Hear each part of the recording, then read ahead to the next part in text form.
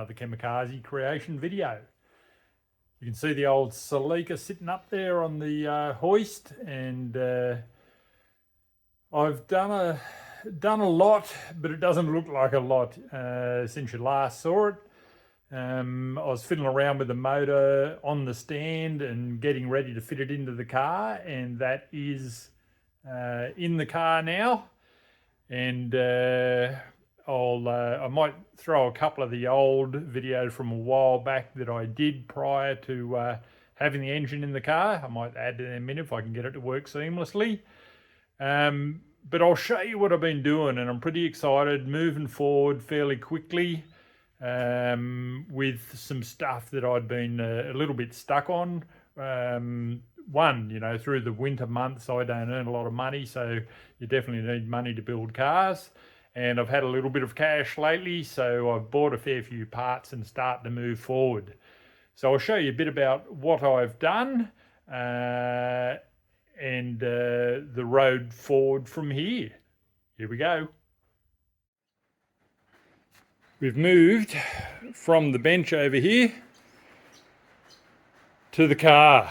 So the motor at the moment hasn't got the starter motor on it. I've got two starter motors. I've taken them both down the auto electrician to get them checked out. So this is the initial trial fit to start looking at the engine mounts, whether I can use the existing.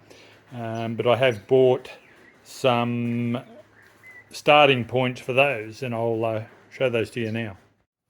These are the mounts that I bought, basically just the rubber and the bolt to go through. So obviously I need to build some brackets to go to those mounts, but that's the process. As I get this motor in there, I'll start to sort that out. Rightio, so I've got the motor in there and got it stabilized. Basically it's sitting on the old engine mount, the old gearbox mount. So this one has been modified from the previous build. It's had a little section added onto it, but basically that engine mount stabilizes the motor, gets the gearbox in the right position, and gets all my distances right for the engine as well. And the engine's sitting there, and it's pretty tight up against the firewall. But since doing that, I've started to look at the old engine mounts were pretty bad, and I'm basically working from the engine mounts out. I've ordered all the suspension parts, so if we have a look down here on the floor, I've got plenty of new parts sitting there ready to go back in, and I'll just build it up as I go. So the first thing is the cross member, getting these engine mounts right, get it stripped down, cleaned out and sprayed once I get the engine mounts welded back onto it. And then I'll start assembling all of the parts for the front end back in. So if we have a look up into here, you can see one of those engine mounts I bought, and I've adapted this one to the existing engine mount, which is a cast aluminium mount. It's hard to see with that strap that I got sitting there, but it's basically sitting on the old cast engine mount, and I've just adapted that new mount to it, and I'll show you the bracket I've made to go from there down to the cross member. And on the other side, I've pretty much finished this one. So this one I built the whole engine mount from the block out, because the cast one, which I'll show you in a second, had been butchered pretty badly. So I fabricated this up out of some steel I had out the back, and that's the new mounting point on the cross member that'll be welded on there, and there'll be one on the other side that matches it. I've only done the one at this stage, but that engine mount I'm pretty proud of, pretty happy with the way it came out. Just had to design it out, and you'll see some photos I'll probably put up above my head as I'm talking about this, of the process of building that mount and getting it into the right position. But very happy with that. So she's pretty much stripped bare at the front end. I am looking at this whole assembly that holds the the torsion bar, it bolts up under there, and the radiator support is pretty ugly, but I'll tidy that up, and I'll buy some of that black underbody paint and start painting things as I go as well to make it look all nice and tidy. So here's the other aluminium engine mount, the original. You can see down there in the corner there's a little cut through it. Yeah, you can see it up there as well. So they've ground this out to adapt it previously, and with that little slice in there definitely weakened it, so that's why I built that whole engine mount for this side of the car. The other one was okay, but I really enjoyed building the mount that I built, so I'm not going to do it now, but eventually I might build one for the other side the same as I did for the passenger side one. So that's the engine mount that I'm not using anymore because it's damaged.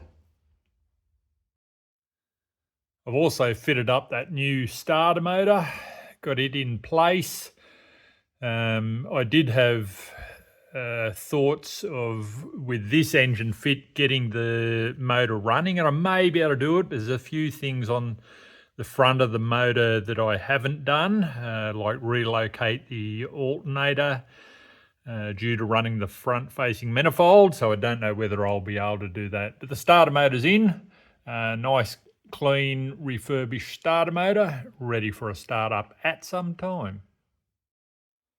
So what started a lot of this process with the front suspension was the struts that I put into the R31 Skyline. Found Shockworks down in Victoria, and through the process of getting those struts for the R31, I asked them did they do something for the RA Celicas, and they said they had a full package already designed. And here it is. So I pulled the struts out initially. I had to send the stub axles down to them like I did in the R31, and they've built the new struts, which are full coil over, around those around those original stub axles. Now these stub axles and brakes were originally from a Toyota Crown, I believe. That's what was in the car, and they're the brakes I've got, and they're the brakes I'm going to use at this stage. So they look pretty nice, and they're the jewel in the crown when I assemble this whole front end back together. So there's a little Celica. Definitely made some good progress, especially those struts. The struts are what really, doing those R31 struts is what has propelled me forward on this car as well. Having a new strut set up, because they were pretty ordinary, the ones that are in there, and because this car was highly modified when I bought it, just tracking what had been done previously and finding the appropriate parts to replace in alignment with the original build, because the original build was really good.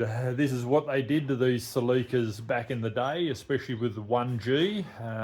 It was pre 1J, 2J sort of motors, and the 1G was the choice in these cars. This, I think I've talked about it previously, but this car has a Hilux rear end in it with a limited slip diff, quite a strong diff. I've got to do a little bit of work, mainly tidying it up, mainly checking that previous installation and the welds, and just cleaning up so it looks a bit better. But yeah, that's the car moving forward. Really enjoying being back into it, into the mechanical side of things, and just doing these improvements. So keep watching. Once I get all of the front end and the steering done, I've got to start talking to an engineer and start to get a bit of guidance on this car, because it will need to be engineered to put it on the road. And from there, I've got a mate that's going to help me with all the turbo piping and turbo setup. And she'll be a winner. Loving this little car, as I do all my cars, but it's great to have this progressing so much in the last couple of months. Anyway, guys, take care, keep watching, I'll keep building and enjoying the process. See ya.